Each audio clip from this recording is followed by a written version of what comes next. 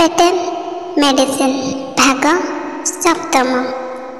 सान्ताणी जेतेबेले निज पाई एवं निज बाप एवं गोसाई बापा शांत मुहर कटुकथा शुणी से क्रोधरे रागी जाई कंबल खंडक 5 हाथ दूर को फोपाड़ी देइछंती एवं डेई पड़ी गोटे गर्जना करी कहिछंती, कौन कहलु मुदुआ मो बापा तो शला।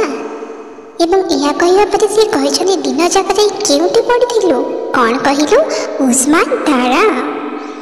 हठात ए प्रकार परिवर्तन देखी चंद्रमणि बाबू छानिया तले पड़गले एवं चंचल कहले, ना ना ना ना मु कहीं जाइनी, टिके बाहर को वाशरूम पर जाइथिले। तुम राण तुम मुंड छुंची मु काहू जाई नाही। यह सुनिबा परे सान्ताणी क्रोधरे अज्ञान हो गले, कारण से तांको मुह सम्मुखरे ही मिछ कथा गुड़िक कहूथिले एवं से कहवा आरंभ कले, हाँ मो मुंड छुईलु मो मरिबा को चाहिछु। यह कहू कहू सान्ताणी गोटे घर कणारे पड़िथिबा छांचुणी की निज हाथ को नेले एवं से शांत ऊपर प्रहार आरंभ करदेले। केतेबेले पिठीरे, केतेबेले हाथरे, केतेबेले मुंडरे, केतेबेले गोड़रे। छांचुणी माड़ बाबू संभाली पारिले नाही एवं से दौड़िबा आरंभ करदेले। मात्र निशा थिबारु तांको गोड़ गुड़िक टळमळ होईगला एवं से चट्टाण उपरे धूड़ किना पड़गले एवं ता ऊपर भी मध्य सान्ताणी राग शेष हो नथिला।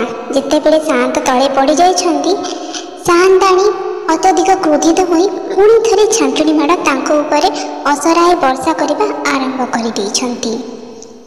छांचुणी कुटार माड़ देबा परे सान्ताणी क्रोध टिके कमिगला एवं सान्ताणी थकी जाई घर भितर को जाई भूईरे लट किना बसी पड़िले एवं आकुल होई कांदु थांती। कांदु कांदु से जिते ठाकुर देवता को मने पकईछंती और समस्त को डाकी निजर कर्म पाई क्षमा मागिछंती एवं कहिछंती, हे ठाकुर देवता माने मते क्षमा कर, मो देवता भलिया स्वामी को मु बाड़ेछि, बड़ अपराध करिछि, दोष क्षमा कर, आउ मो स्वामी को सद्बुद्धि दियो। राति पाहीगला, सान्ताणी रागटी मध्य चलीगलाणी। धीरे धीरे जाई से देखिले बाबू ठो होई जमी उपरे पड़िछंती। निशा मध्य तांकर छाड़ी जाइछि। सकाळर शीतुआ पवनटी लागी भारी निदटी हो जाइछि बाबूंको।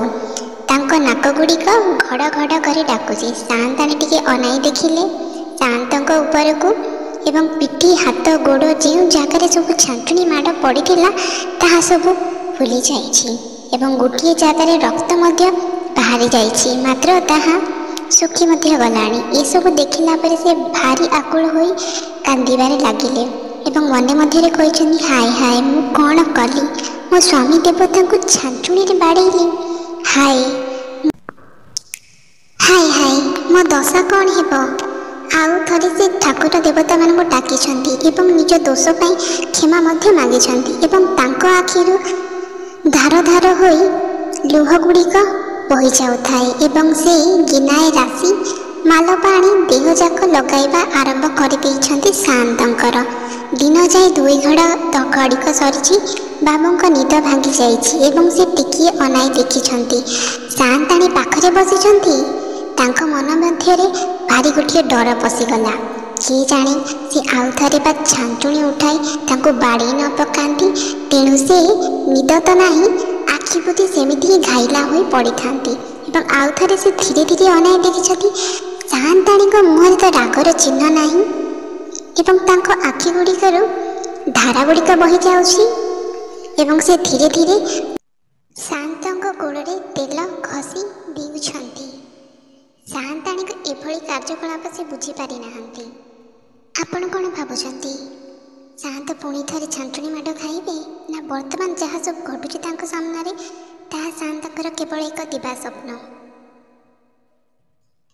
आगक जानिया पई आम सहित जड़ित रुहंतु एवं यहाको लाइक करंतु, सब्सक्राइब करंतु एवं नोटिफिकेशन पाई बेल आइकन को प्रेस करंतु।